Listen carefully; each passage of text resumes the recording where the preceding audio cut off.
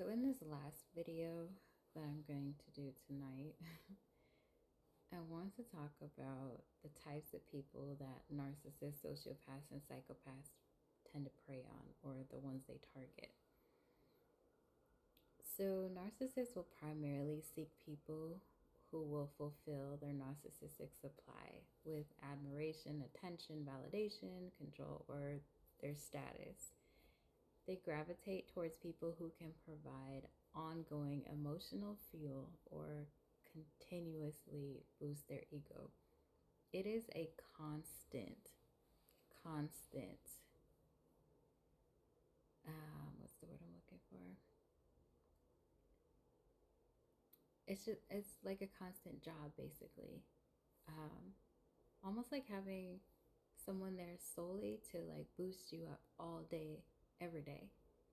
Like, that is your entire existence for someone with narcissism, is to just boost their ego, whether it's because of how you look with them or how they look with you, your status, um, your empathy, because that is something that they prey on, and then your ability to continuously fuel their narcissistic supply. That is the only reason that you exist in a narcissist's life.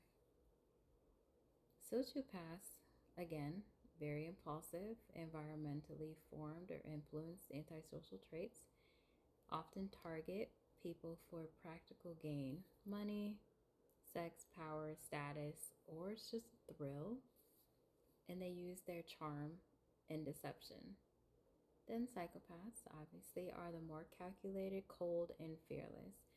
They are highly attuned to spotting vulnerability and may target solely for exploitation, domination, or even sadistic pleasure because people are simply objects. So here are some of the common traits that make somebody appealing to these personality types. An empath. If you have high empathy, you need to be very careful because you are a prime target for these personality types. And they value you because they can exploit your kindness, your ability to forgive, and your willingness to give the benefit of the doubt.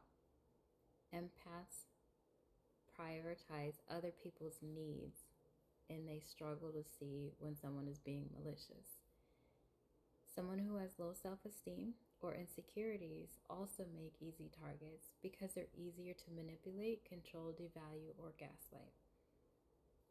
People pleasers, because they like to avoid conflict, they prioritize harmony, and they tolerate poor treatment in order to keep the peace. Someone who is very loyal and very committed because they are likely to stay through cycles of abuse. They will forgive repeatedly and they will endure the mistreatment because they are loyal and they are committed to this person or this relationship.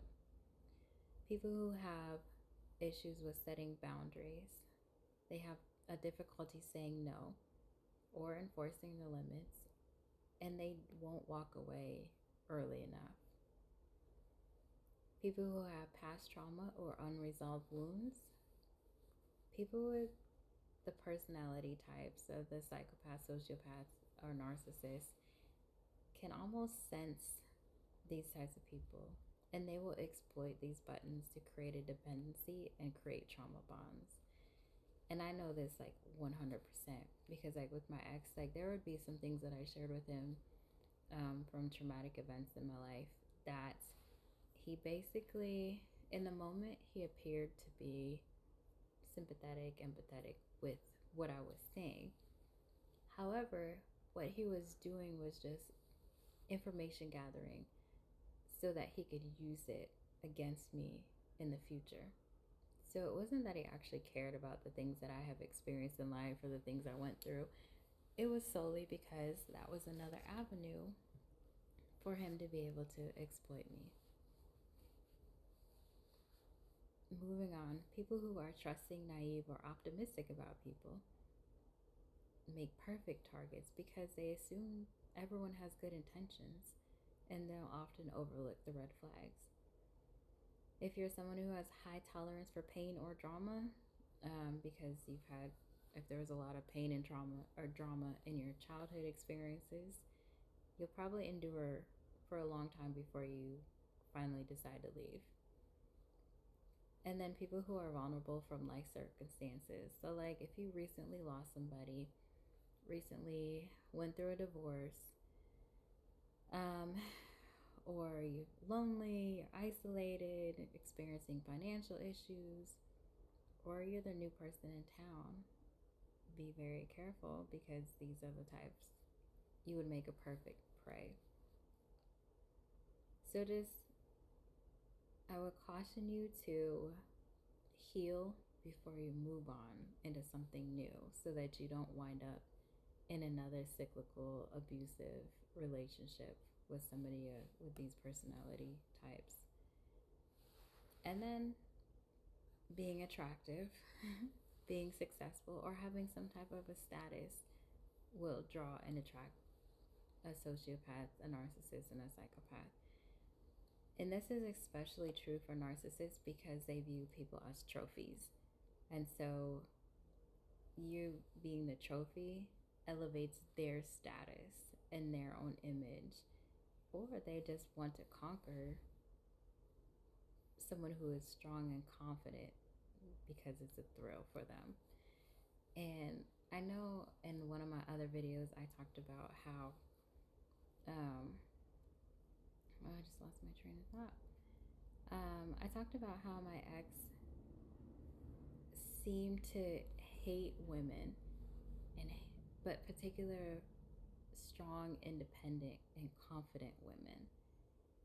And I think it was because it's so much harder for him to manipulate somebody who is confident and strong versus somebody who is not.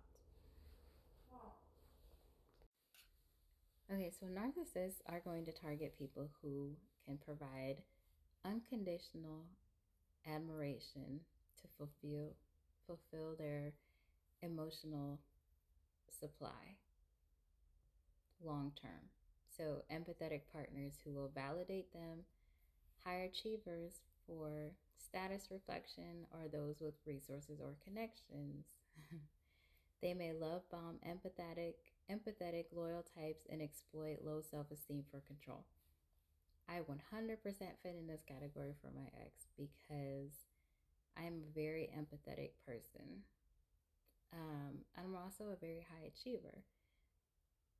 And I really believe, after looking back through my relationship, I believe my ex picked me solely because of what I could do for him. And it was always about what I could do for him. Being military, um, being highly educated, and having a high achiever. And I had financial resources. So, like anything he wanted or needed for his business, I bought it because I was trying to help him out. But for him, I was basically just a bank account. Was really all I was. I was an empathetic bank account. And he did love bomb a lot at the beginning, constantly. And then it'd be like those cycles of love bomb, ghosting, love bomb, ghosting, love bomb, ghosting. And it's just like that constant cycle. And by the time you're like, I'm tired of this, the love bombing starts all over again. And like I've said before, it is extremely difficult to get out of a relationship with them because it's like they sense when you're ready to leave.